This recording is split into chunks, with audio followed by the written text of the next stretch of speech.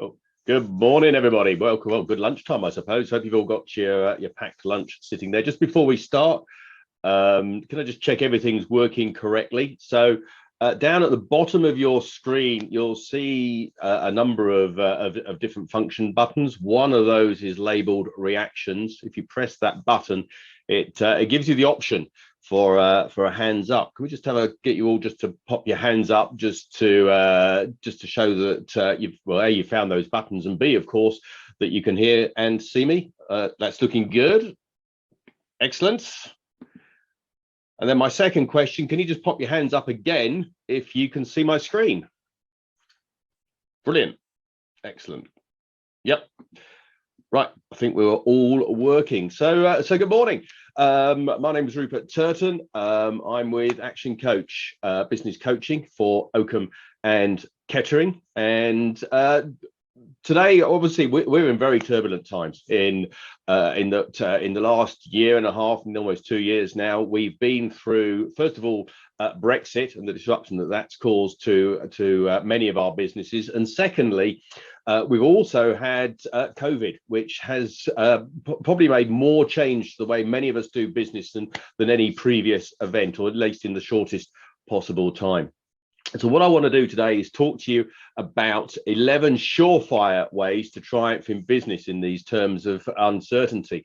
And broadly, I'm going to be talking in 5 key areas. So firstly, where you focus your attention in the business. Secondly, how you are managing your money in the business so you have more to spend in the business. Thirdly, improving the return on your marketing investment. And then, of course, once you've spent that money on marketing, you want to make sure that you are not losing those leads. So making sure that your sales process is effective, and also, of course, looking after your hard-won customers to make sure they keep coming back and buying from you time and time again. And then finally, of course, how do you get the most out of your team? What leadership and management do you need to really get the best performance out of the team that you've put in place in your business? So as we go through the session, if you have any questions or comments, please put them in the QA box, which you'll see down on that function bar at the bottom of your screen. I'll try and answer as many as I can along the way. I'll also leave a few minutes at the end of the session to answer any questions that any of you may have. So before I start, probably best if I just explain a little bit about, introduce myself, explain a little bit about my why. Oh, hang on. So fundamentally, why do I do what I do? Why am I in this place? So first of all, let me just say this is Angela. She's my wife, but also my business partner in ActionCOACH Oakham and Kettering, and she tells me she is the center of my world. Also, we have 2 grown-up children. They've both left home now. This is a recent picture of them when we all went out for dinner with their partners. My kids are the 2 in the middle of the picture. This is Bruce. Bruce is the center of my world. It's my dog, and this is the newest addition to the family. This is Ella, who we got as a rescue dog about probably 6 weeks ago now, settling in nicely, and just sort of getting some training in place with her. She's learning how we expect her to behave. In my spare time, very keen, love going walking. That's a picture of me on the north coast of Scotland a couple of years ago, and cycling, and in particular mountain biking has been my thing for many years. Career-wise, I've had a career in IT. I've been very lucky in what I've done. I've always been in jobs that I like doing, enjoy doing. So yeah, a career in IT. If you go back far enough, I was in as an engineer, but predominantly my career has been in management in various roles. And then, of course, in my spare time, love to spend time socializing with obviously my family, but also with friends. And travel is a thing that myself and Angela are really keen to do. Now the kids have left home, so many places that we've not been in the world. It really just grabbed that opportunity to get out there and do them. A list of places we want to go that seems to be getting longer and longer by the day. So actually, before we start, can you all just enter into the Q&A box? What is your definition of triumph in business? Just pop that into the Q&A box at the bottom of your screen. What is it that you consider to be triumph in business for your business, for you in particular? I'll give you a moment or two just to type that in.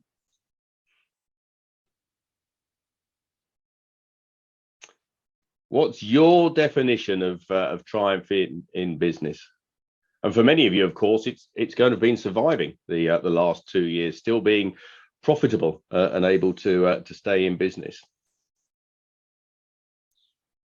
So we've got a couple coming in, yeah. So actually, yeah, beyond just being profitable, but maintaining profit and increasing it. Yeah, obviously that makes sense. Happy staff has appeared on the list as well.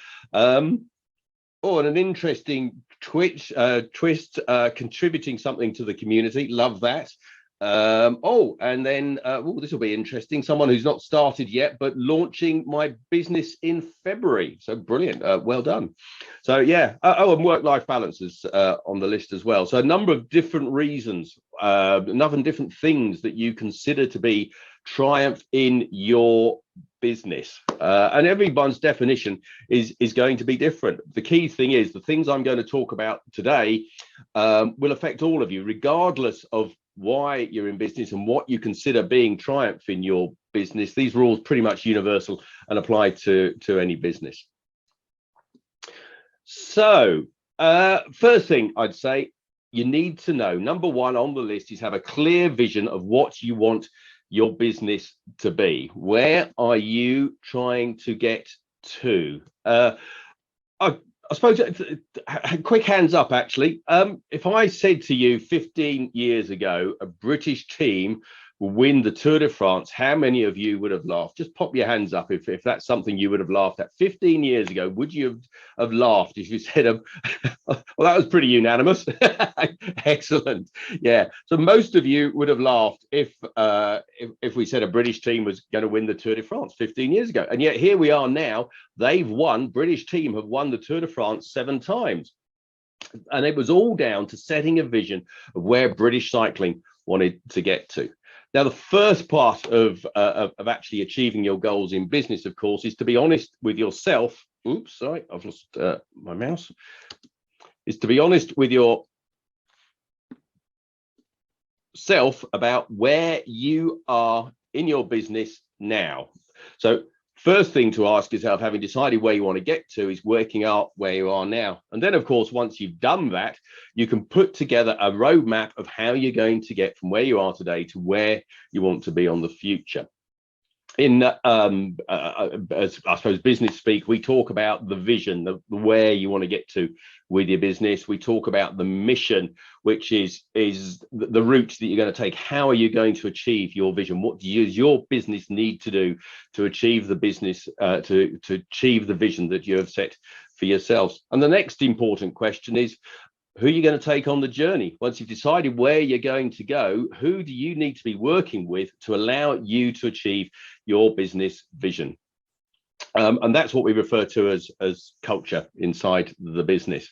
And again, I mean, I cannot emphasize enough the importance of having a clear vision, actually, because the other thing, how many of you would have thought when Elon Musk said that he was going to land a person on Mars, what, I don't know, 10, 15 years ago, how many of you would have thought the man is mad? And yet here we are, it's looking like he's going to get people to Mars in the relatively near future. So it's having that clear vision, not necessarily something you can see how you're going to achieve it today, but something you'd like to achieve and can figure out the detail along the way. Because I'm pretty sure when Elon Musk decided he was going to get man to Mars, he didn't have a clue how he was going to achieve it, apart from he probably needed to build some sort of rocket to get him there. So it needs to be something big. It needs to be something to strive for. And then once you've identified where you're trying to get to, you can start to think about what you need to do as a business leader to achieve that goal. And obviously, to be able to do that, to be able to reach your achievements, you need to figure out what you need to do. And then in turn is going to define the sort of person that you need to be. So what are your values? What skills do you need to acquire? What training do you need to do? How do you need to change as a person to be able to do the things you need to do to have a successful business? So And again, you ask yourselves, how many of you as business owners have got written down business goals? And really quite a startling couple of statistics around this. The first is that only 6% of business owners have written goals. So if you don't have written goals, don't worry, you're not on your own. The majority of business owners don't have written goals. But the thing you do need to know is that 6% of business owners who do have written goals make up 90% of the successful businesses. Just think about that. Those 6% of business owners who have written their goals for themselves and for the business make up 90% of the successful businesses. Real power in actually just defining where you are trying to go, where you're trying to take the business, but more importantly, of course, so your team know where the business is going as well. Next thing to think about is where you are spending your time. Actually, a quick show of hands. Let me just lower the hands again here. Just a quick show of hands. How many of you spend your days firefighting? Just pop your hand up if you spend your days firefighting. Actually, okay, that's not as bad as I thought it would be. Yeah, quite a few of you, but not everybody. The honest truth, though, and this is the unpleasant truth, is actually if you are spending a lot of your time fighting fires within your business, it's a symptom of something else being wrong inside your business. It might be poor process. It might be that you've got staff who are in the wrong jobs.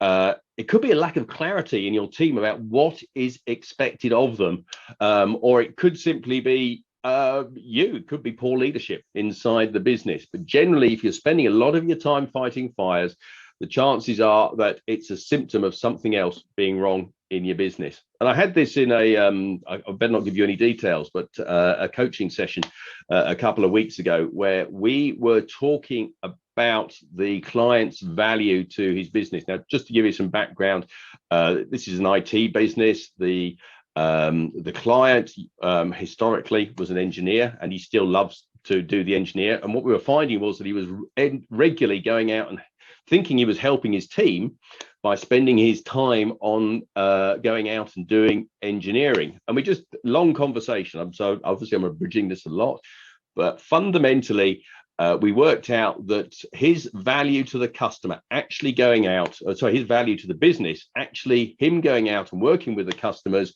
working on the machines was roughly £25 an hour, which, okay, as a sole trader, that would be an okay income. But then we had a more detailed conversation. It transpired over time as we went through this conversation that actually a lot of the work that he could go on site to do could also be done remotely, which actually happened to be a lot more efficient because they had access to different tools and documentation and things like that when they were accessing the machines remotely. It turned out that actually, if he was fixing the machines remotely, his time would be worth about £500 an hour to the company. So I'm thinking, hang on, so we've gone from £25 now if you go out and see the customers to £500 an hour if you're working remotely. My work here is done. I think we'll call that that success for the day. But then we continued the conversation, just diving into that a little bit. And then we started to realize that actually, as a business leader, if he spent his time focusing on generating new business for the company, as opposed to doing the engineering work and delivering the business for the company. And this was a reasonable sized business. This isn't a startup, by the way, but a reasonable sized business.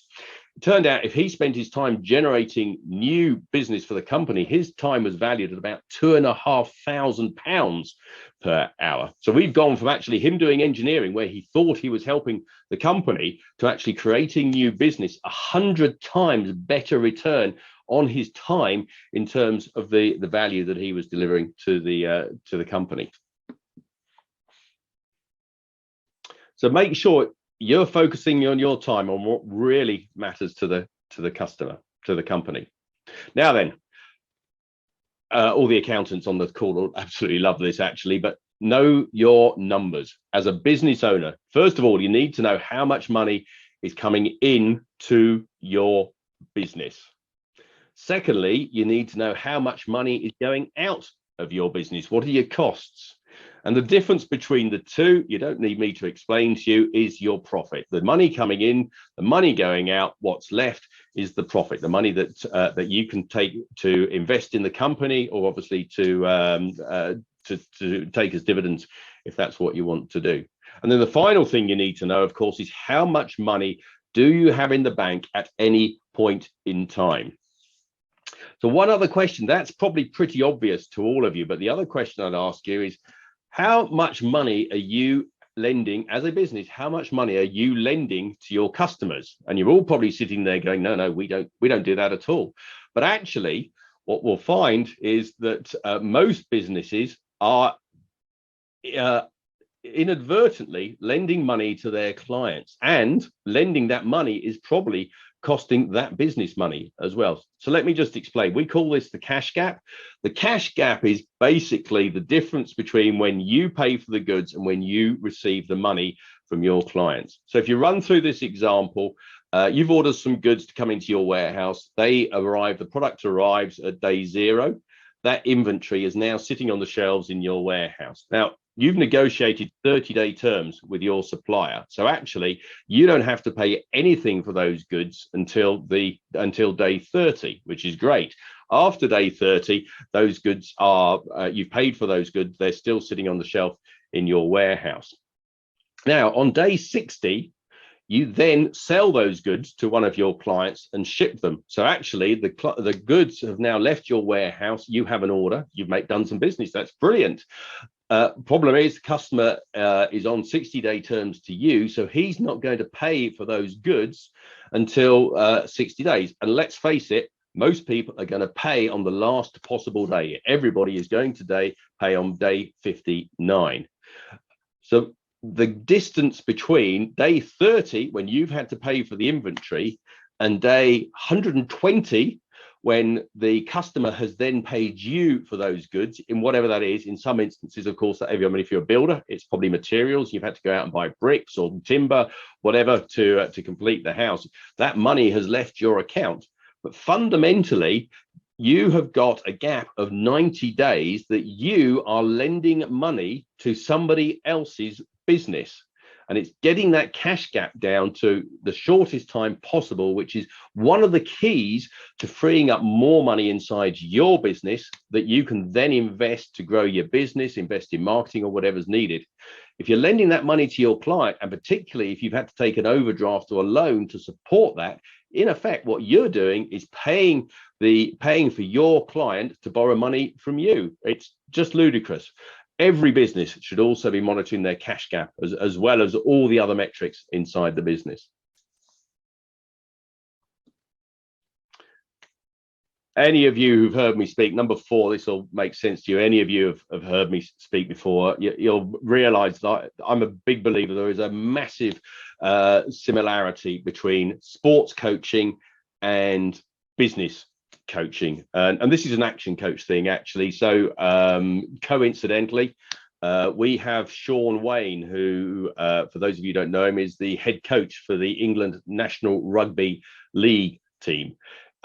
He's doing a webinar to all of our clients tomorrow afternoon. We do this as a regular series, so every 2 weeks we have a guest speaker talk to our clients on a topic we think will be of interest to them. I think it's interesting that we're getting sports people to come in and talk to our clients as well. So they're obviously going to talk about dedication, motivation, things like that. But the point I'd like to make is that it doesn't matter what sport a sportsman is in. Generally, all the top athletes, top sportsmen, they have a coach to get them to the next level. The other thing is, of course, that athletes, sportsmen, they measure absolutely everything. They're measuring lap times, split times, recovery times, sprints, reps in the gym, aerobic performance, recovery times. They are looking to see what every change to their, not just their training, but their diet, their nutrition, their preparation, every little change. They want to know what difference that makes to their performance. And that little change might be the difference between first and second place. And if you're a professional athlete, that's absolutely crucial. Now, with all the changes that we've been through in the supply chain recently, obviously measuring what is going on inside our business and our performance and what's happening in the marketplace is absolutely key. So every business needs to know that, first of all, you've got to know that your customers are getting great service, because we all know that a happy customer will come back and buy from you again and again. Secondly, you need to know that your business is operating as efficiently as it possibly can. You want for everyone to be working with the minimum of wasted time, wasted materials, wasted cost, fundamentally.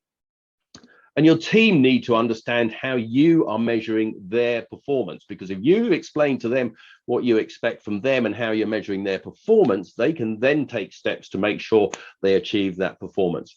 The worst thing you can do, of course, is just to not tell them what's expected from them. And finally, of course, you need to know that your customer is happy with the level of service they are receiving. Many business owners will say, yeah, no, absolutely, everything happens smoothly inside my business. All the indicators are green, and yet they have an unhappy customer. Something is wrong somewhere in there, and you don't know that unless you are consistently measuring your performance inside the business. And just to underline how important this is, you think you've got a fairly successful business. So you're selling a product for £100 per unit. For argument's sake, let's just say you're making 10% profit on each of those units. So £10 per unit, which in your business, that's okay. That's a reasonable margin to be making.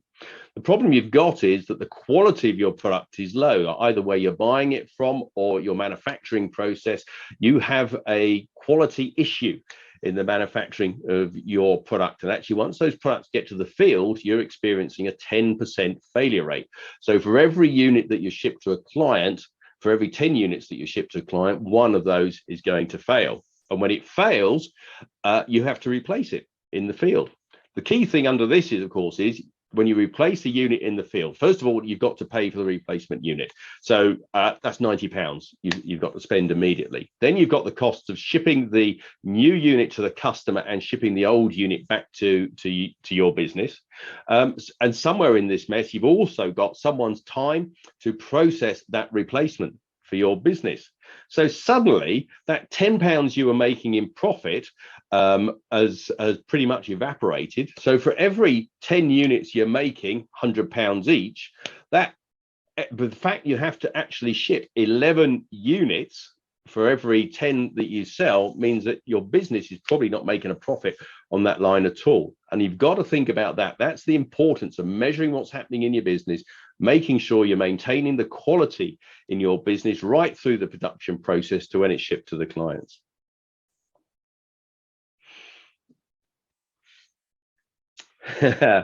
Ask yourself a question. Do you understand what differentiates your business in the marketplace? Great question for any business owner. What differentiates us in the marketplace? And before you answer that, can I just say that great service and a knowledgeable team don't count. Everybody has that.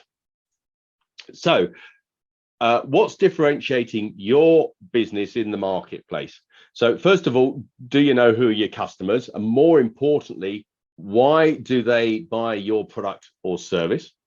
Second question, of course, is who are your main competitors and what do they do? What do they do the same as you? What do they do that is differently to you? And then ask yourself, why would someone buy from you? What value do you provide to your clients?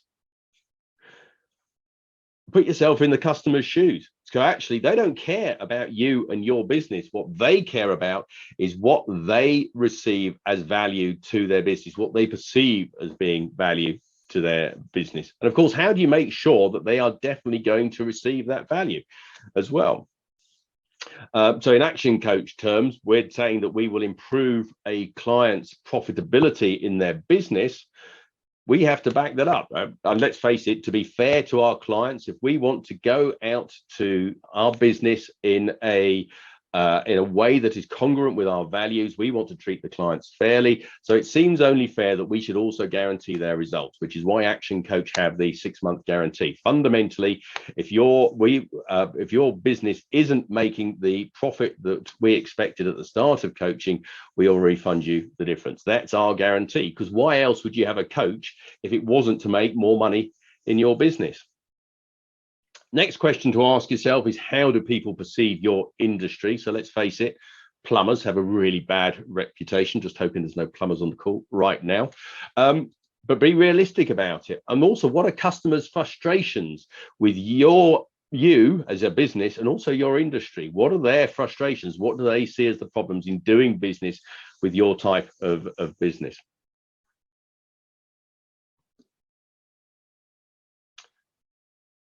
So having worked out what differentiates you in your market, number 6 is have great marketing. Marketing and sales in general actually has had to change in the new environment. As we've gone through COVID and gone through lockdown, we've gone from many businesses being a physical presence to being an online presence. Everything about the way we go to market has had to change. So the question you have to ask yourself is, how do you know that your marketing is working? And the answer is simple, actually. Test and measure. Test the results that you're getting, measure the impact that it's having on your business. Actually, let me just do a quick show of hands again. So just pop your hand up if you test your adverts before they are published. Just pop your hands up, just interested to see. So when you put an advert out into the marketplace in whatever form, how many of you are testing those adverts before they're published? Oh, good number of you. Good number of you. Let me pop the hands down again. Bear with me. Actually, so the follow-up question then is actually, how many of you are aware that you could test an advert for relatively little cost before paying thousands of pounds to launch a campaign? Pop your hand up if you're aware that there are ways that you can test your advert to, if you like, de-risk your marketing activities. Okay, yeah, actually slightly more, but yeah, I'd say slightly more, but interestingly, not everybody, even so. I mean, the answer is really simple, actually. If you're going to launch a marketing campaign, you're going to invest money in it. The first thing you want to do is to make sure that the advert in general is going to work. You've got the right headline, the right text in the advert. Google Ads is the answer. You can test a number of different adverts for relatively little cost before you make that big investment in generating marketing.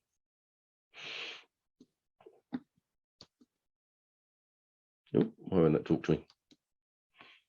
Now, having spent the money on getting the leads into your business, made that investment, the next thing to do, of course, is make sure that you've got a great sales team in place who will be able to convert those leads into paying customers. So 3 things to think of, actually. First one is hire great people, get people with the right attitude, the right skills, the right personality as salesmen.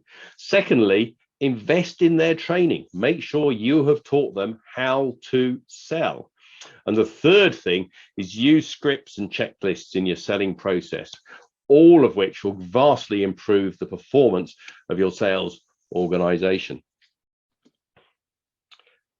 And let me just put that into numbers, actually. So the key reason for this is just the basic maths, but actually the numbers of customers you have in your business is a factor of 2 things. It's first of all, the number of leads that your business is generating, and then it's your ability to convert those leads into paying customers. So as an example, we'll do some easy numbers here. If you had 4,000 leads generated into your business every year, and you had a conversion rate of 25%, you've got 1,000 customers coming into your business every year. The numbers are really simple, but the key thing is the number of customers you've got has 2 influences on it: the number of leads into your business and your ability to convert those leads into paying customers.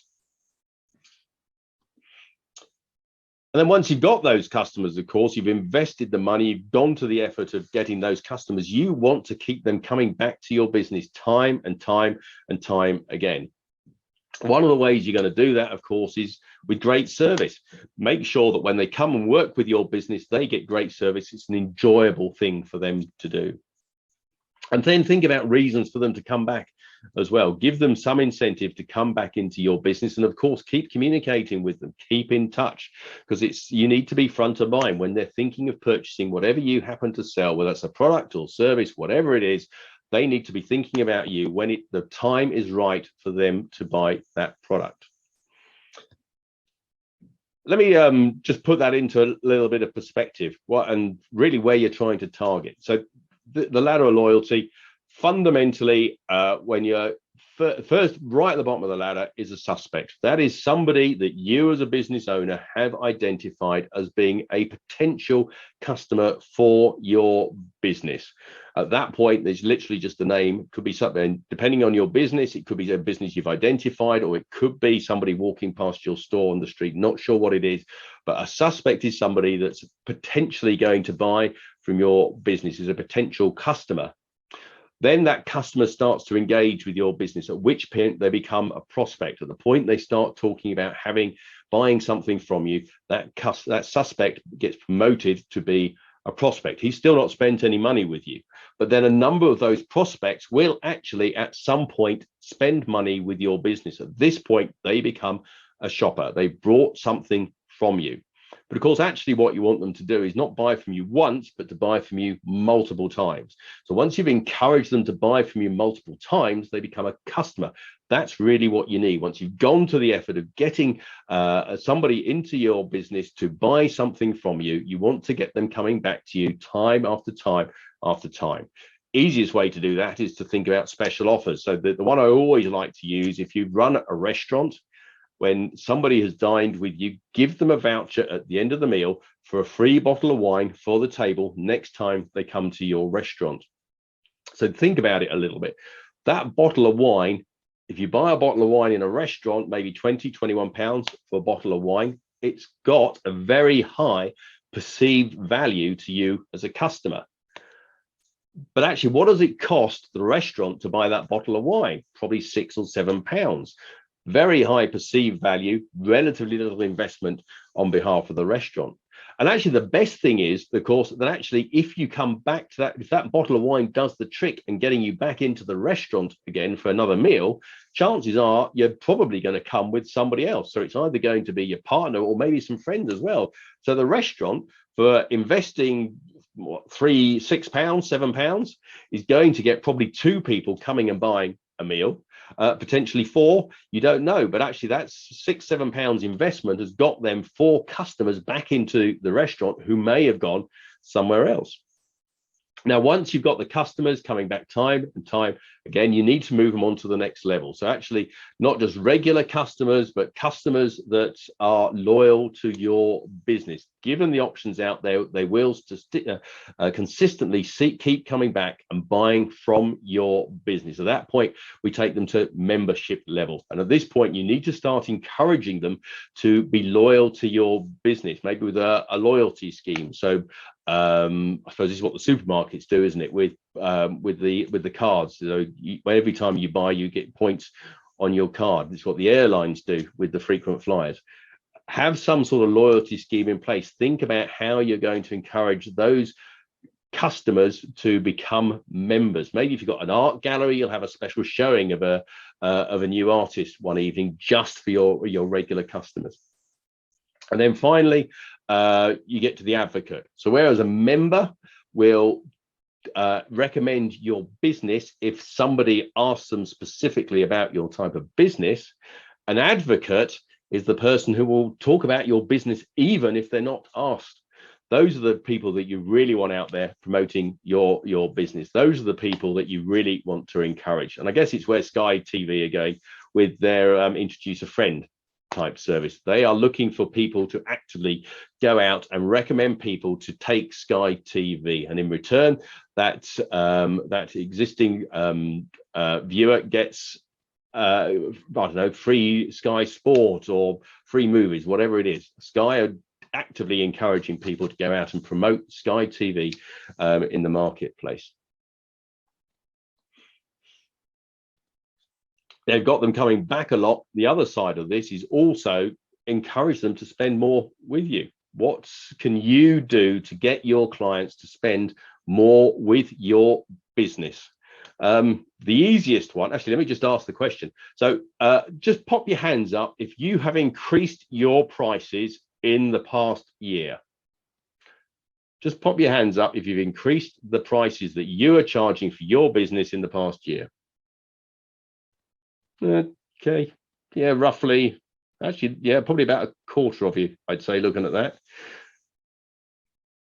The only person who's scared of increasing your prices is you as the business owner. The chances are none of your clients are going to leave if you increase your prices, particularly if they're enjoying great service from you. There will be a few who are going to complain, but let's face it, those people are probably going to complain whatever you did. And a few may leave. The key thing in all this, of course, is that the increased revenue from increasing your price is going to exceed the number of clients who actually lose, the value that you actually lose from those couple that do complain. But also ask yourself, what related products could you be selling? Classic example of this is McDonald's. So if you go into McDonald's to buy a cheeseburger, what's the next question they ask you? Would you like fries with that? And then the next question after that is that large fries or small fries? And the question after that is, do you want a drink with that? So immediately you've gone in to buy a burger, they've made 3 sales. So they've sold you 3 additional products as part of that transaction. And we accept that none of us are worried. But what are the additional products? What are the related products that your business can sell to increase the value of each transaction that a client does with you? So we've talked already about the number of leads and the conversion rate, telling you how many customers you've got in your business. Let's take that one stage further. The number of transactions that your business is doing. And when we say number of transactions, this is an average across a measured period of time. So over a month, over a year, whatever the time is, what is the average number of transactions that your clients are doing with your business? And let's face it, some of them, one transaction, never to be seen again. Some clients will come back 10, 12 times, but on average, how many times does a client buy from your business? And then the second part of that is how much they spend with you every time they do business with you. Some clients will spend £10, some clients will spend £10,000, but what is the average sale value inside your business? And just to illustrate that, let's put some numbers against it. So on average, your clients come back and do business with your business twice a year. And on average, they are spending around £100 every time they do business with you. So now we know that we've got 1,000 clients.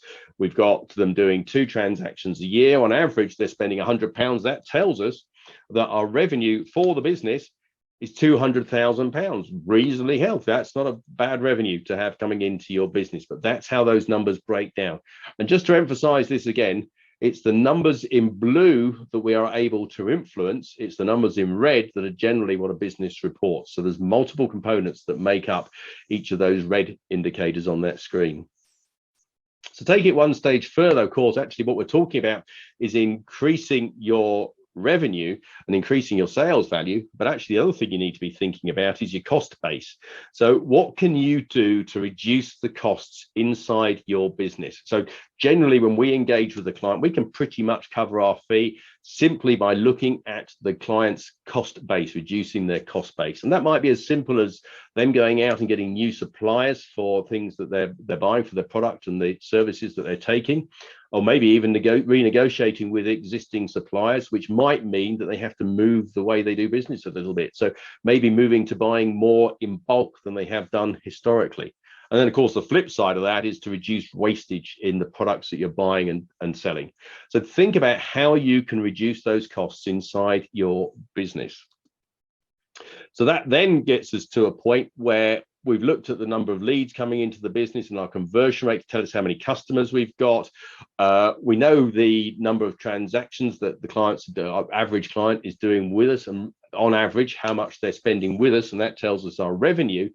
Final piece to the jigsaw is actually what is our profit margin, and if our profit margin multiplied by our revenue tells us what our profit inside the business is. So in this case, £50,000 worth of profit. So I hope that makes sense to you. The reason I'm saying all this is because actually in improving a business, it's those indicators in blue that what improves our business performance. And which of those do you work on first? Do you work on the number of leads or the average sale value?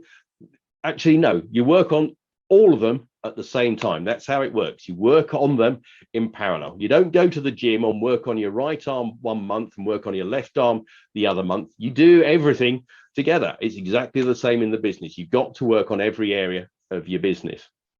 So just to put a little bit of illustration about the difference that could make to you, if we work to increase the number of leads coming into our business, and from what we've talked about today, hopefully you are all thinking, actually, it'd be relatively easy for me to generate more leads coming into my business. So let's just conservatively say we'll increase the number of leads into your business by 10%. So that 4,000 leads becomes 4,400.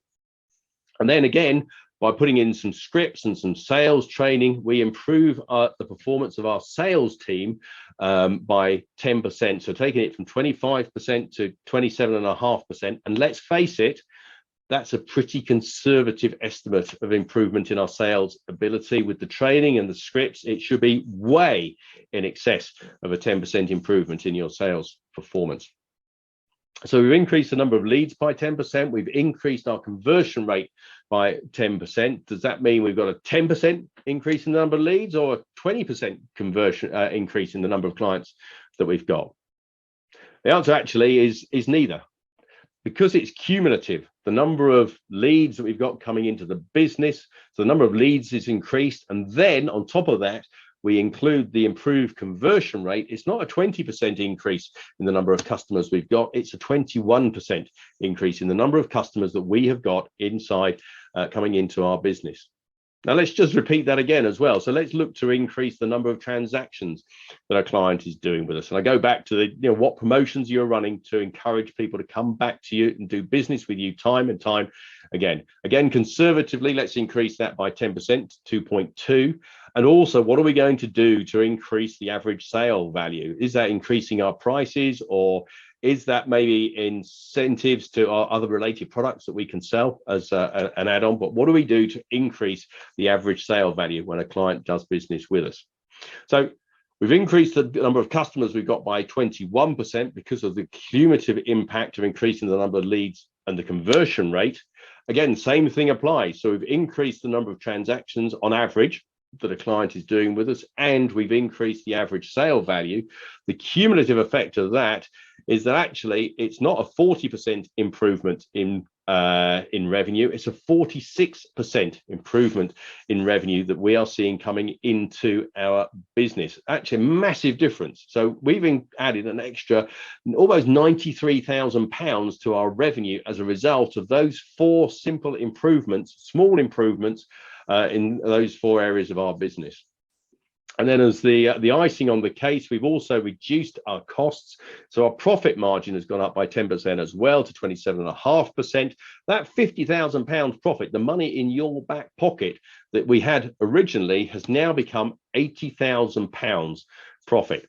We've improved the revenue to your business by 46%. We've improved the profit in your back pocket by 61%.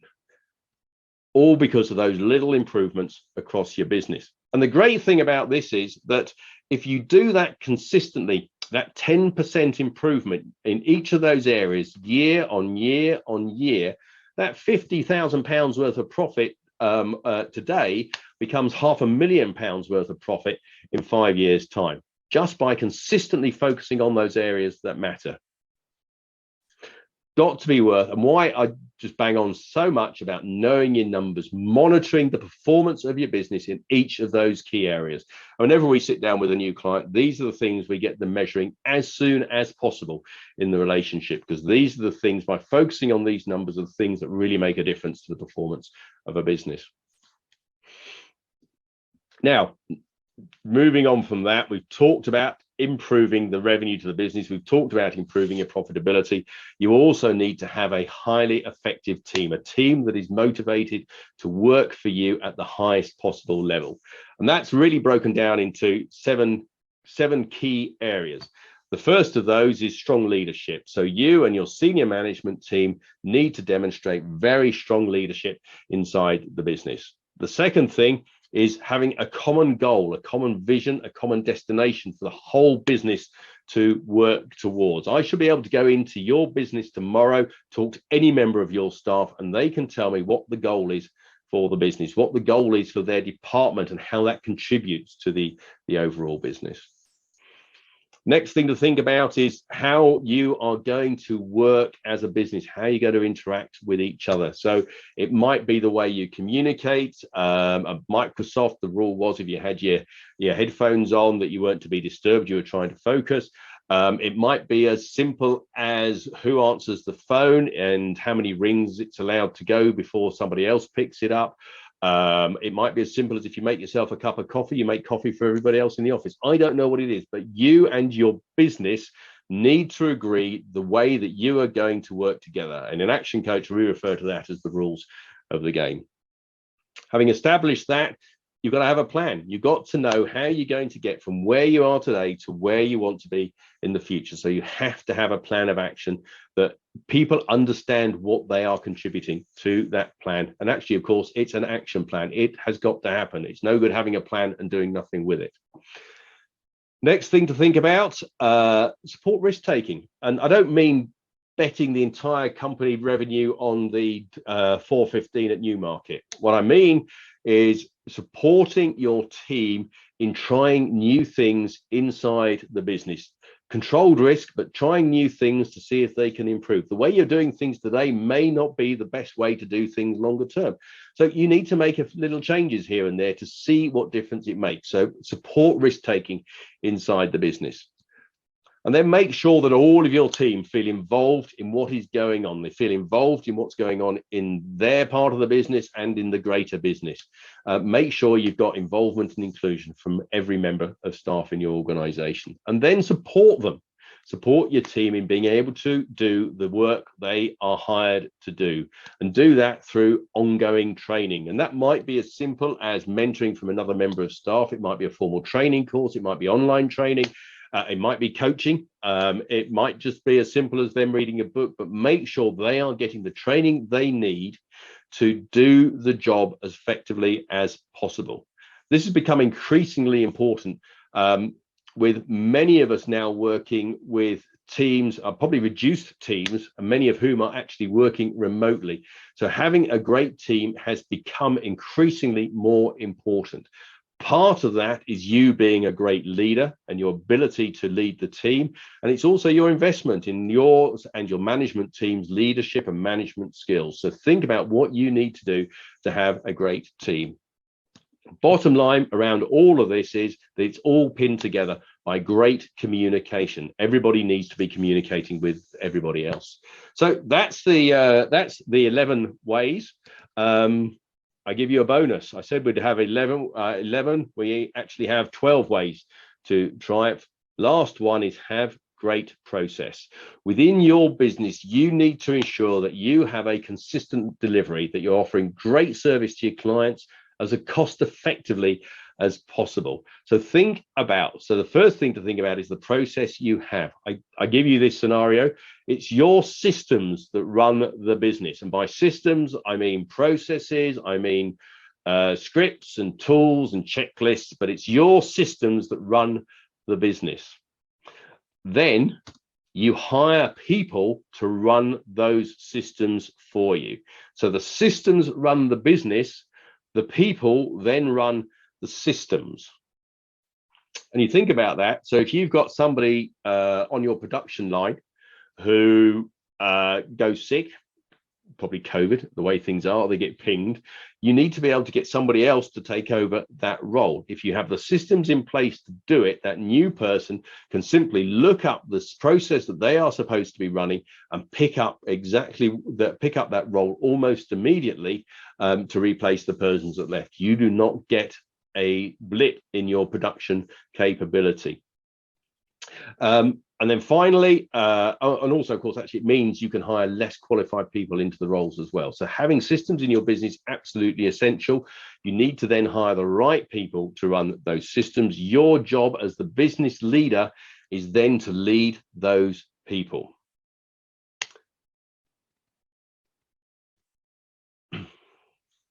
I'll leave that to sync with you a second. So that's pretty much everything I wanted to talk to you today. Hopefully out of the last 50 minutes or so, you've got some great ideas you can take into your business. We've talked about 11 ways that you can triumph in your business in these times, actually 12 ways, I suppose. We started off by talking about just first of all having a really clear vision about what you want your business to achieve and where it's going, about making sure that you as a business leader, as a business owner, are focusing your time on the things that really matter to drive your business forward.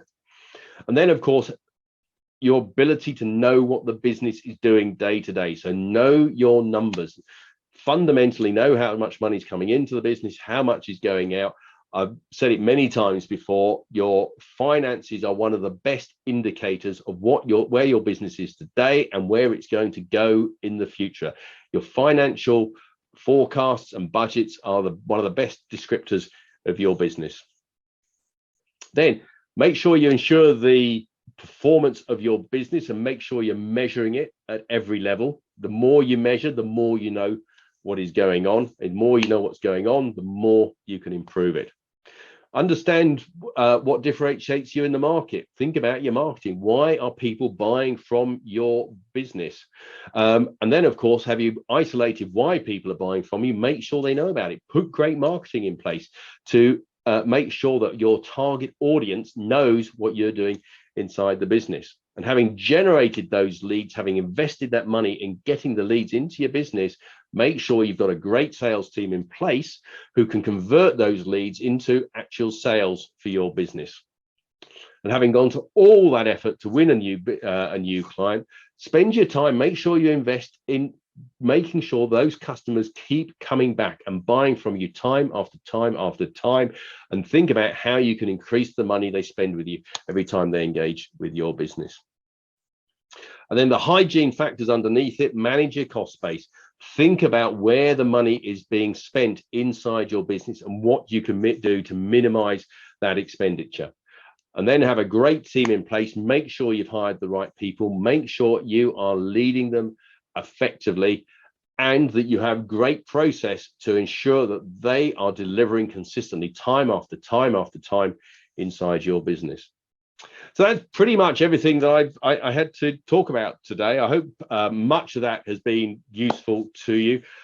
Anyone on the call who is interested, would like to know more about any area, please feel free to contact us at on the details online, either email or phone us. I'm quite happy to do a complimentary coaching session to any of you on the call, just to help you understand how coaching could help you in your business. And at the same time, of course, we'll identify some things that you can work on inside your business today. So before I finish, let me throw the floor open. Do any of you have any questions that you'd like to pose on anything that I've talked about today? Just type them into the Q&A box. I'll give you a moment just to type them in. So anyone got any questions on anything that I've talked about today, please feel free, just type it into the Q&A box. Let's see what we can answer. Okay, first one coming up. Let me pull this over to the main screen. So okay, so I have a clothing business. Okay, how do I know if coaching will help my business? That's a good question, actually, really good question. The honest answer is I don't know if coaching will help your business until we've had a conversation. If I don't know about your business, I really can't describe what benefits you get. To be honest, I'd be very surprised if coaching doesn't help your business, but I need to understand much more about you and your business. And I have to say, coaching is not for everybody. Some people just think they know it all. They are fundamentally uncoachable. There's a little bit of a mindset. Some people, we're just never going to make progress with coaching. I think you have to acknowledge the benefit that coaching may give you. But actually, because we don't know, even when we start coaching, if it's going to benefit your business, that's why we give you the 6-month guarantee. So hopefully that answers your question. Just got one more coming up here as well. Let me, okay. So my team are all working remotely. We moved out of the office permanently during COVID. Oh, how do I know they are working? Oh, yeah. So this is a challenge for many business leaders, actually, particularly of my age group as well, where we're used to being in the office, where we're used to, as managers, being able to see what our team are doing on a day-to-day basis. And of course, a lot of people are now working remotely, and they like the benefits of being at home. I mean, it allows them to do personal things during the day. It might be just as simple as just putting the washing into the washing machine, or it might be being able to stop work at 3 o'clock and go and collect their kids from school. Let's face it, how many parents would love to be able to do that? So the first thing I'd say is be very clear on what you need them to deliver to you. Not so much how do they do it, but what you expect that deliverable to be. So what is the finished product that they're going to deliver to you? Of course, when's it going to be ready? And what quality do you expect when that product is delivered to you? Actually, it's an interesting question. How many of you have even thought about that before when you're communicating with your team as well? And then having told them what you expect them to deliver and when you expect them to do it, work with them to agree how they're going to complete that task or activity for you, and also give them some background. It's all very well asking them to do something if they don't understand the context of the business, why they're doing it, why the business is looking to do that particular task, how it fits in with maybe what the rest of the team are doing, maybe with the benefit it's got to the bigger business, or the benefit it's got to your client. Make sure they understand the context of the task that you're asking them to complete. And then, of course, once you've set them to work, check in with them, make sure that they are progressing. And that might be formally through review meetings, or it might just be informally, particularly if they're working remotely, by just picking up the phone to them, having a chat, and looking to see how maybe you can help them achieve the objective that you have set for them. People working remotely, very different management and style to being able to see what people are doing on a day-to-day basis as well. So yeah, so that's pretty much everything we've got. No more questions. Let me give it a moment. No more questions coming in. So hopefully that's been useful. As I say, anyone who's got any other questions, please contact us either by email or on the phone number, excuse me, on screen. Or if you'd like a complimentary coaching session, please contact us directly. Thank you for being with us today. My name's Rupert Turton.